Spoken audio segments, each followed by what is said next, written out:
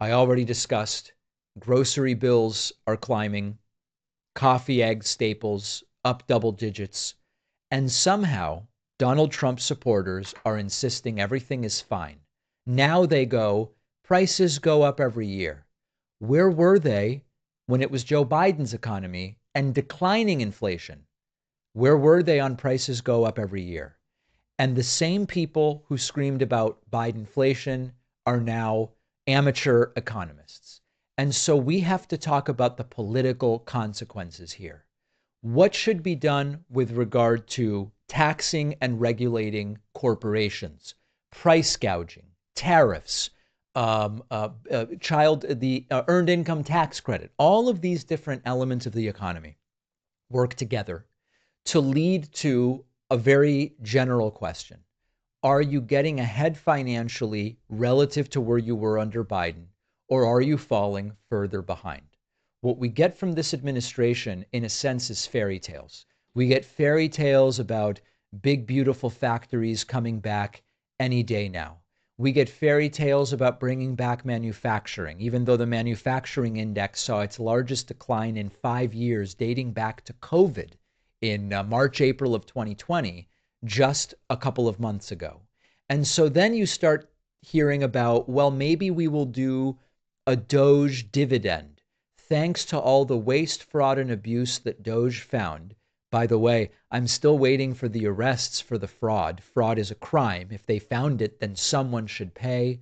Zero arrests. Who's even talking about it anymore? They forgot about it, just like all of the broken promises.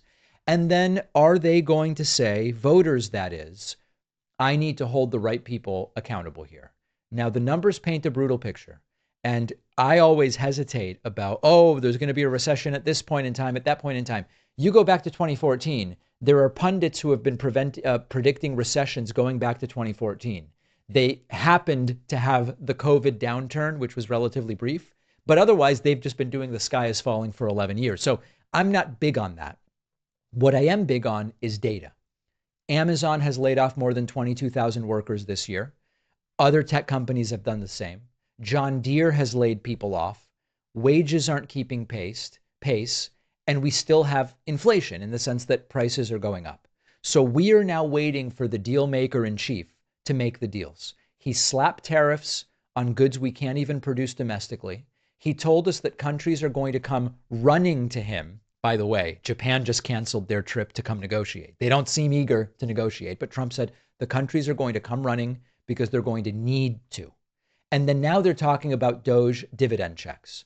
Under Biden, stimulus checks were socialism, dangerous socialism, sloppy Soviet socialism. Under Trump, the idea of a Doge dividend, aka a stimulus check, is something that his base is cheering for. They say it's great. Under Biden, the fact that inflation was greater than zero was proof of Biden's failure. Under Trump, inflation being greater than zero, despite Trump promising real price declines, is just part of how the economy works. It's part of Trump's master plan. So the worst case scenario right now, I hope this doesn't happen. The worst case scenario is prices keep going up and we see a hiring issue.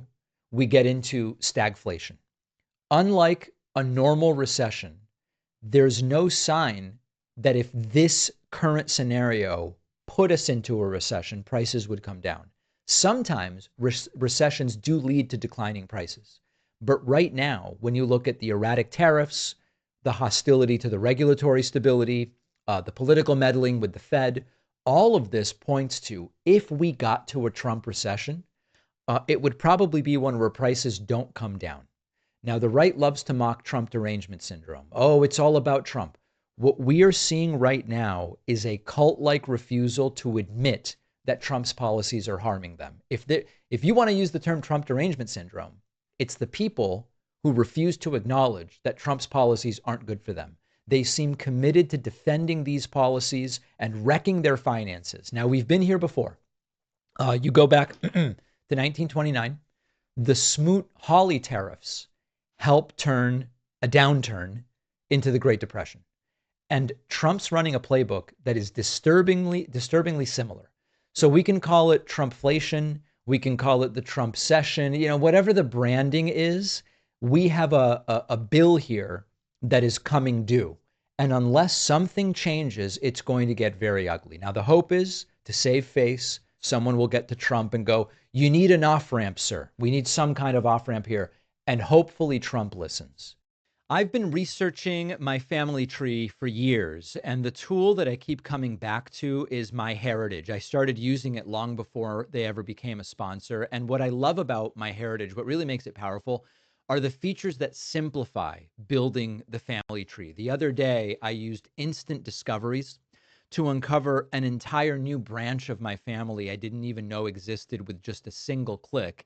I also found an old black and white photo of a relative, and I used MyHeritage's photo colorizer tool to really bring it to life. It's amazing what you can uncover: immigration papers, census scans, records from over 33 billion historical documents. Like, if you're watching this on YouTube, I'm showing a scan of an immigration document from when a relative of my mom arrived at Ellis Island, which I found on MyHeritage, which just makes it easy and fun. Maybe you're just getting started with your family tree. Maybe you're picking up where a family member left off. It's a great time to dive in, and you can try it totally free for 14 days by going to davidpakman.com/myheritage. The link is in the description.